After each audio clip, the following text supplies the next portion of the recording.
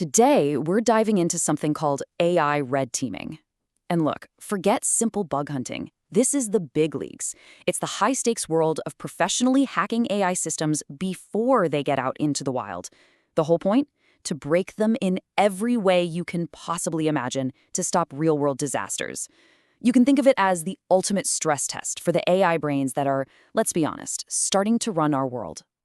So this all leads to a really big question. With all the insane money and brain power being poured into these systems, just how secure are the top AI agents? You know, the ones from OpenAI, Google, Anthropic?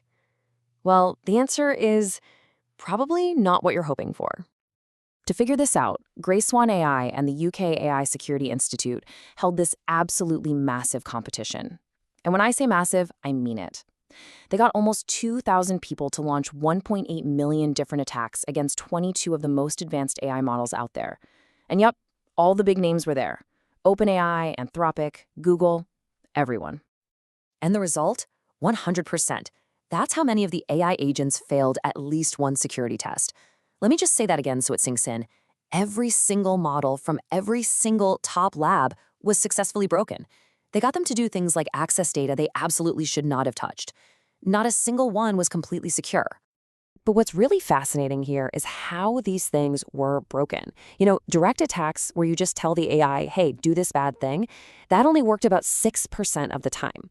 But the indirect attacks, where hackers hid malicious instructions inside a website or a PDF document, those were successful over 27% of the time. And that right there shows a massive fundamental weakness in how these systems handle information from the outside world. So, as you can imagine, a vulnerability level this high is, well, it's pretty much impossible to ignore. And governments have definitely taken notice. We are now officially entering a brand new era where finding these flaws, through red teaming is no longer just a good idea. It's becoming the law. And I'm serious, this is not just a friendly suggestion. Over in the EU, their AI Act demands documented adversarial testing for any models they consider a systemic risk. Meanwhile, here in the US, a presidential executive order is directing the exact same thing. This is a huge shift. It shows that red teaming has gone from just being a best practice to a full-blown global compliance headache. So, what on earth does the EU even mean by systemic risk? Well, they're basically targeting the biggest and most powerful models out there. An AI model is automatically slapped with this label if it has high-impact capabilities, and they measure that with a really specific and, frankly, massive computational number. And here it is. That number is 10 to the power of 25 floating point operations, or flops. It's a number so ridiculously large it's hard to even wrap your head around it. But basically, it represents the colossal amount of computing power it takes to train a frontier model, like a GPT-4 or a Claude. If your model's training hits this number, you are legally required to red team it, period. End of story.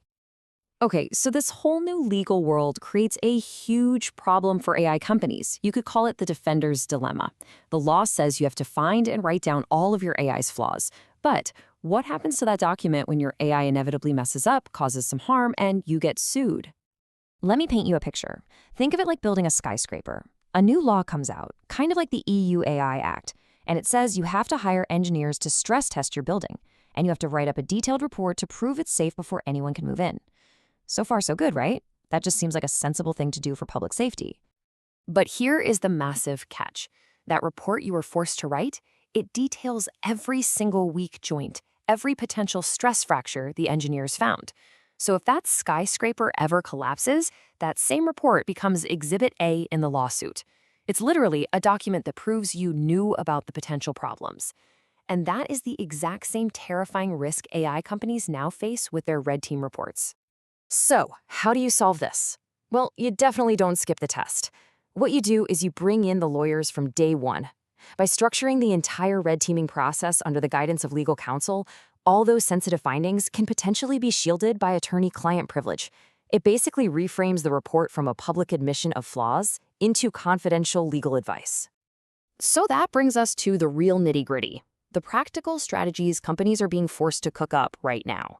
How do you actually walk through this legal and technical minefield without getting blown up by a compliance failure on one side or a massive lawsuit on the other? It pretty much boils down to three key moves. First, get lawyers involved to structure the whole testing process. Second, use legal tools like attorney-client privilege to keep those reports under wraps. And third, and this one is absolutely critical, companies have to create policies that legally protect the outside researchers who are actually helping them find these flaws in the first place. This third step is all about creating what's called a safe harbor. It's basically a public promise. It says that if an ethical hacker or a security researcher finds a vulnerability in your AI and reports it to you responsibly, you promise you won't turn around and sue them.